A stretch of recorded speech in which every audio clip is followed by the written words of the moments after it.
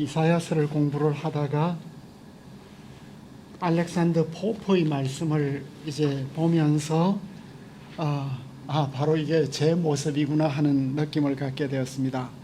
알렉산더 포프가 말하기를 어리석은 자는 천사들도 두려워하는 길을 담대히 뛰어들어간다. 내가 이사야서에 들어온 걸 보니까 진짜 내가 어리석은 자구나. 천사들도 두려워하는 이 어려운 책에 내가 그냥 담대히 뛰어들어왔구나 하는 생각을 하게 되었습니다. 그 알렉산더 포프가 한 이 말을 이 텔프가 2011년에 인용을 했는데 이 사네립 내러티브, 사네립의 침략과 유다의 구원 이 본문을 이제 다루면서 이 말씀을 인용을 했습니다. 사실 이 본문은 이 내장은 너무나 어렵고 복잡해요. 제가 함께 웨스트민스터에서 이제 같이 살고 공부를 했던 아우구스투스 거스 콩컬 교수가 이 본문을 가지고 이제 박사학위 논문을 썼는데 고대 근동아시아 자료도 너무나 많고 성경 안에서도 너무나 복잡해서 열왕기가 우선하냐 이사야가 우선하냐 너무나 복잡한 문제들이 많이 있습니다. 많이 있는데 우리의 관심은 드디어 아시리아가 유다 땅에 왔고 46개의 성을 정복을 했고 이제 히스기야하고 마주치는 장면. 저의 질문은 무엇일까요? 이 본문을 대하는 저의 질문은 아시리아의 민낯을 보는 것 같아요. 온 세계를 다 정복한 아시리아의 그 윤리적이고 종교적이고 그 정치적인 그 오만함이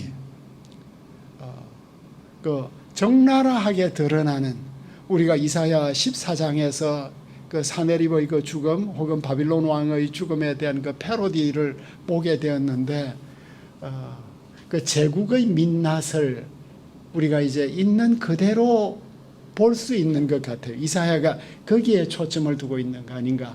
그리고 그들의 말과 그들의 선전, 그 프로파간다가 얼마나 위협적이고 무서운가 하는 것을 이제 우리에게 보여주고 이런 무서운 위협적인 그 제국의 오만 앞에서 믿음을 가진 자들이 어떻게 위축되지 않고 농축된 믿음의 에너지로 이걸 이제 풀어내는가 하는, 그러니까 결국 최고의 시험은 믿음의 시험이고 하나님에 대한 신뢰의 시험이라는 것을 이제 기하를 통해서 이사야가 그려내고 있는 모습입니다. 그래서 구조를 제가 이제 323쪽에서 짰는데 서막이 1절에서 3절에 나타나고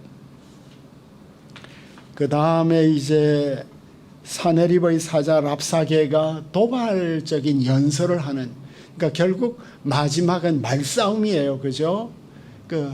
이 말 속에 온갖 치명적인 독들이 있으니까 말싸움이 나타나고 두 번째 연설이 나타나고, 그런데 이 위협적인 말에 대해서 히스기야의 모든 신하들은 침묵으로 또 응답하네요. 그리고 히스기야와 이사야 사이에 이제 말싸움과 대화가 오고 가고 있고, 그 다음에 진짜 이제 인물이 등장하죠. 사네립이 이제 히스기야에게 항복을 요구하는 메시지를 보내는데 이 말을 가지고 히스기야가 주님하고 대화를 하게 되고 그 마무리가 이루어지는 이런 장면을 이제 정리를 해 보았습니다.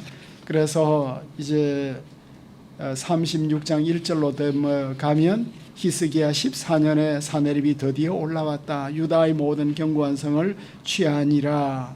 히스기야 왕 14년 이 저기 연도가 굉장히 이제 어려워졌는데 사실은 그 히스기야가 등장하기 전까지는 이스라엘 역사를 절대 연도로 이렇게 잡을 수가 없었어요. 왜냐하면 아시리아는 아시리아대로, 이집트는 이집트대로, 그리고 옛날의 왕들은 자기가 취임한 해를 중심으로 해서 이렇게 즉위 연도와 통치 연도를 이렇게 설명을 해가기 때문에 연도들이, 고대 근동아시아 연도들이 싱크로나이즈가 안 되는 거예요. 아시리아는 아시리아대로, 바빌론은 바빌론대로 신년을 달리하고 있고, 또 적위년하고 통치 1년이 또 다르고, 나라마다 이제 또 다 칼렌다들이 다르고. 근데 히스기야 때문에 모든 구약의 연도가 이제 싱크로나이즈가 되면서 절대 연도 안에 우리가 말하는 BC 몇 년, 이게 이제 결정이 되었어요.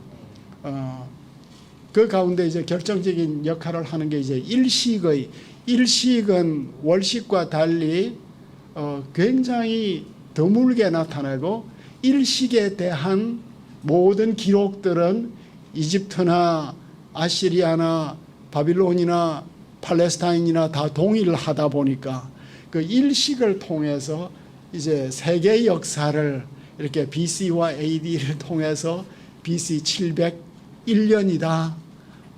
또 그 전이 726년이다. 여기에서 이제 거슬러 올라가는 것이 솔로몬 성전이 933년에 이제 봉헌되었다. 이렇게 이제 북이스라엘의 연도, 남유다의 연도, 이런 것들을 또 골머리를 앓고 이제 만들어내는 학자들이 나오게 되었죠. 그래서 이제 이렇게 왕들의 연도가 되었는데, 아시리아 왕이 라기스에서 랍사게를 예루살렘에 보내었습니다. 그 라기스가 미가세에 보면 딸 예루살렘의 교만의 목이다. 라기스 성이 그렇게 강한 거예요. 그 모든 성들을 다 부수고 이제 마지막 라기스에는 고고학적 자료들이 많이 발굴이 되고 있는데, 제가 이제 1986년도엔가 라기스에 갔을 때는 지금만큼 이렇게 많이 발굴이 안 돼 있었어요. 근데 그때 이제 라기스 성으로 이제 올라가는데 가보면 주위의 흙하고 색깔이 완전히 다른 검붉은 그 피로 이렇게 지청 자체가 만들어진, 그러니까 라기스 사람들이 그 전부 몰살당한 사네립에게 그런 장면들이 있고, 그 지청에서 뭐가 발견되었냐 하면 맷돌이 발견되었어요. 그러니까 여인이 마지막 던지는 게 맷돌이에요. 그죠? 그 맷돌을 던져버렸다는 것은 더 이상 이제 요리할 수가 없다는 거잖아요. 그렇게 치열한 전쟁, 그 사네립의 부조 가운데 라기스를 정복하고 이제 포로들을 끌고 가는 이런 장면들도 있는데, 그만큼 이제 강한 성이 라기스가 되겠습니다. 그 랍사게는 라브 샤케 혹은 라브 샤키, 아카드로 라브는 위대하다, 샤쿠는 마시게 하다. 그러니까 술 관원장 느헤미야가, 그러니까 거의 총독 수준이었죠. 단지 가정집사가 아니라 아시리아에서 가장 높은 관리 중에 하나였는데, 공동 번역에서는 시종장관이었다. 그 고대 왕실에 있어서 최고의 장관은 떡관장하고 술관장이잖아요. 왕이 마시는데 뭐 독타면 그대로 이제 죽어야 되니까 그만큼 높은 관직에 있었습니다. 그런데 드디어 랍사게가 예루살렘에 와서 빨레트로 가는 큰 길가 윗저수지의 수로 옆에 주둔하였더라. 이제 빨레트 나오고 윗저수지가 나오는데, 이게 이제 시온성 북쪽에 있는 지점이 되겠습니다. 바로 이곳이 어디였습니까? 이곳이 바로 이곳이 이제 이사야 7장하고 연결이 되는데 협정을 시도하는 자리가 된 것 같아요. 그러니까 이사야 7장 9절이 뭐냐면, 시리아 에브라임 전쟁이 있을 때 이사야 선지자가 아하스 만나 가지고 아시리아하고 동맹 맺지 말라. 아시리아 불러가지고 북쪽에 있는 두 나라 물리치려고 하지 말라. 바로 그 지점, 그 데자뷰가 다시 이제 이루어지는 아하스의 불신앙의 자리에 바로 아시리아의 대군이 이제 와서 항복해라. 아하스는 그 자리에서 이사야의 예언을 거부했죠. 하나님의 징조를 거부하고. 근데 아하스가 의지하던 아시리아가 이제는 배신이 되고 히스기야에게 항복을 요청하는 곳이 되겠습니다. 여기에서 이제 왕궁 맡은 총리 대신하고 사관이 갔는데, 이 사관이 갔다는 것은 뭘 말하죠? 그 당대의 역사를 아주 세세하게 기록을 했다. 하루하루 일지를 다 기록했고, 이사야는 그 일지를 가지고 다시 이제 이렇게 예언을 만들고 있는 모습이 되겠습니다. 네, 랍사게가 와서 이제 공격하는 포인트는 뭐예요? 대왕 아수르 왕이 이같이 말씀하신다. 내가 믿는 바 그것이 무엇이냐? 그러니까 지금 현재 이 큰 전쟁은, 이 큰 위기는 결국 무슨 시험일까요? 정치적, 경제적, 군사적, 사회적 시험이 아니라 믿음의 시험이다 이거죠. 그 다윗의 일생을 보면 그 다윗이 시글락에 있을 때는 그 처자식들을 다 빼앗겨 가지고 울 수도 없는 지점까지 떨어지잖아요. 그러니까 그때 다윗이 여호와를 의지하고 힘을 내어서 아말렉을 이제 잡으러 가는. 그러니까 우리가 everyday 시험을 받는데, 많은 시험을 받으면서 살고 있는데, 그 마지막 시험은 주님에 대한 시험이라는 것을 랍사게가 너무나 잘 알고 있는. 내가 뭘 잘 믿느냐? 처음에 너에게 이제 싸울 계략이 있다. 이게 이제 에짜가 나오죠. 너에게 경영이 있고 너에게 용맹이 있다고 하는데, 그러니까 이 열국 경영에 대한 이 그 공격을 다시 받고 있습니다. 그런데 너가 지금 뭘 믿을 수 있냐? 이집트 믿는다고? 이집트는 상한 갈대 지팡이 아니냐? 이집트 의지하는 자마다 그 갈대, 상한 갈대 손이 찔려서 피가 날 것이다. 그건 역사적인 사실이었습니다. 그동안 있었던 계속해서 이제 팔레스타인에 있는 블레셋 국가들이 이집트를 의지하고 반아시리아 전쟁을 벌였는데 그때마다 참패를 했거든요. 오스왈트가 여기에서 뭐라고 말하냐 하면, 때때로 우리의 원수들이 우리의 어리석음을 더 잘 본다. 그러니까 우리는 자꾸만 이집트 의지하려고 하는데, 그 왜 상한 갈대 같은 이집트를 자꾸 의지하려고 하느냐? 그걸 아시리아가 더 잘 보고 있다 하는. 그러면은 히스기야가 이집트를 의지하는 것도 어리석고, 그 다음 공격 목표는 뭐죠? 우리는 우리 하나님 여호와를 신뢰하리라마는, 히스기야가 어떤 인간이냐? 그 랍사게는 퍼스널 네임이 아니고 관직인데, 랍사게가 이제 그 성벽 위에 있는 여러 유다 사람들이 듣도록 하는 말이죠. 히스기야가 누구냐? 그 산당과 제단을 히스기야가 제하여 버리고 유다와 예루살렘에 명령하기를 너희는 이 제단 앞에서만 예배하라 하던 그 신이 아니냐? 그러니까 이게 뭐죠? 이 히스기야의 종교 개혁을 너무나 잘 알고 있는 것 같아요. 히스기야의 종교 개혁은 우리가 볼 때는 신학적으로 참 건강한 운동이었지만, 사회적으로 또 경제적으로 어마어마한 문제를 일으키지 않았겠어요? 산당 예배를 폐해버렸으니까 그동안 산당에서 이렇게 참 기도원 만들고 또 이제 그동안 생계를 유지하던 그 산당 제사장들이 하루아침에 짭을 다 잃어버렸잖아요. 그 많은 산당. 그러니까 그 반감을 가진 히스기야의 종교개혁에 대해서도 반감을 가졌던 많은 사람들이 있었을 것 같아요. 그러니까 제국은 우리 상황에 대해서 우리가 하는 것보다 더 잘 알아.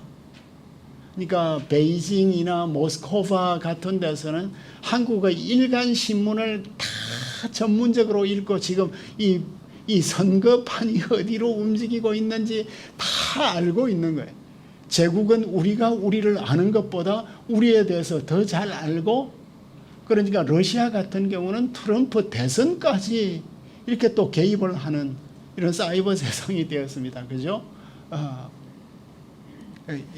옛날이나 지금이나 똑같다. 그래서 지금 말 2,000피를 주면 그 기마병이나 있겠냐. 또 군사력을 조롱하고, 작은 총독 하나, 작은 장군 하나하고도 직접 붙어서 이길 수 없는데 뭘 믿고 이렇게 덤비냐. 그리고 이제 이 외국 사령관들은 우리 신학자보다 더 신학적이야. 내가 지금 예루살렘 공격하는 이게 여호와 뜻 없이 올라왔겠냐.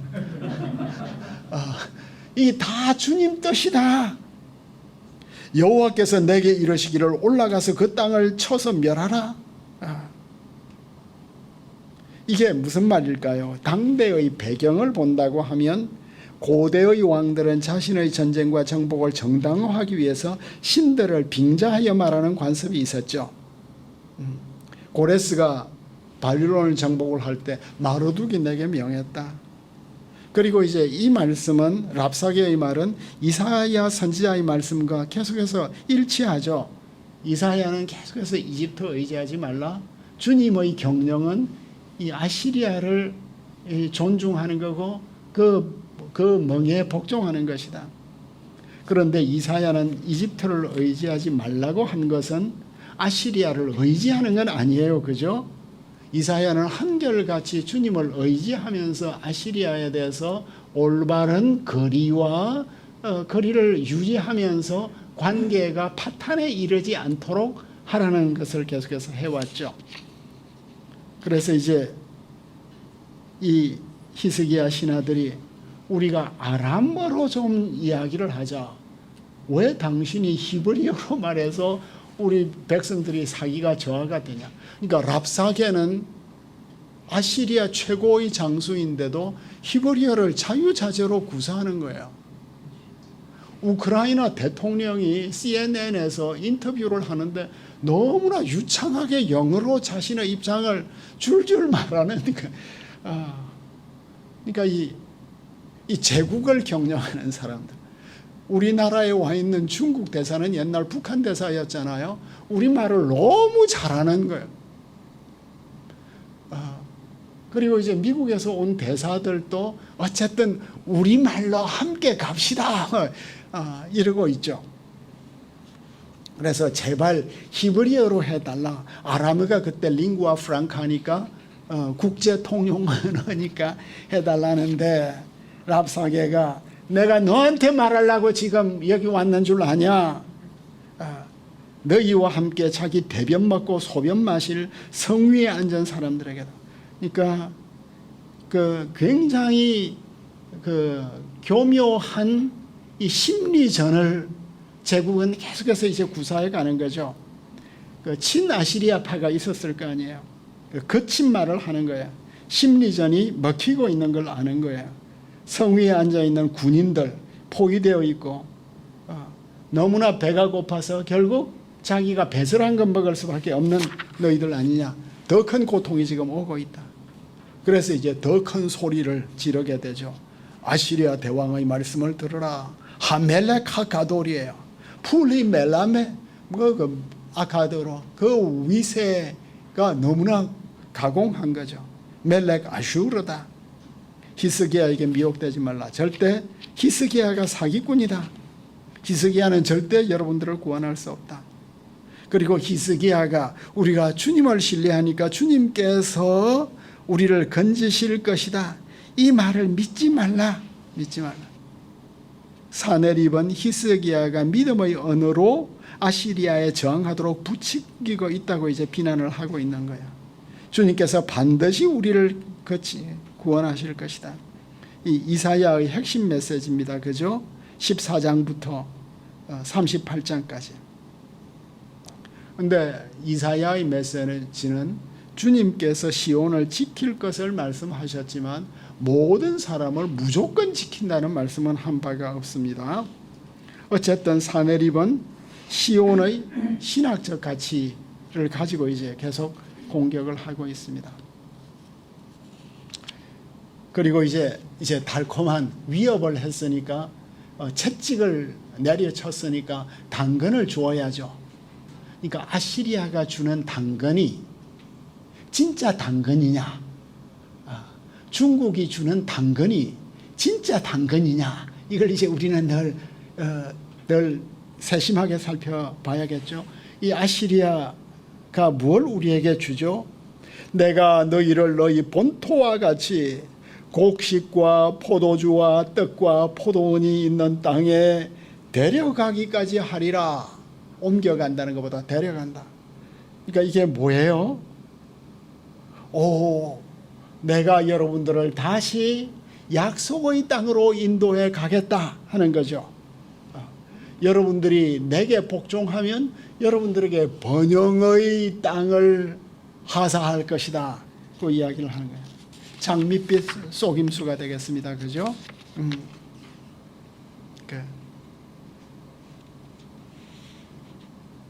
그러면서 이제 그러니까 이스라엘 신학으로 계속해서 이렇게 공격을 하는 거예요. 그리고 그 다음에 이제 열국의 신들하고 자신을 비교를 하는데 하맛과 아르바스의 신들이 어디 있느냐? 스발와임의 신들이 어디 있느냐? 그들이 사마리아를 내 손에서 건졌겠느냐? 이 사마리아 이야기를 할 때 가슴이 제일 철렁했겠죠. 사마리아의 하나님 야훼께서 사마리아 사람들을 구원하지 못했잖아요. 722년에 사마리아는 완전히 아시리아의 속주가 되었습니다.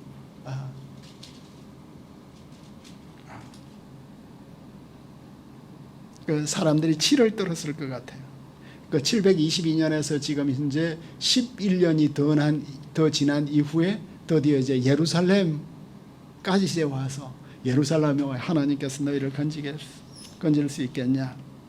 열방의 신들 중에 어느 신이 자기 나라를 내 손에서 건졌겠느냐?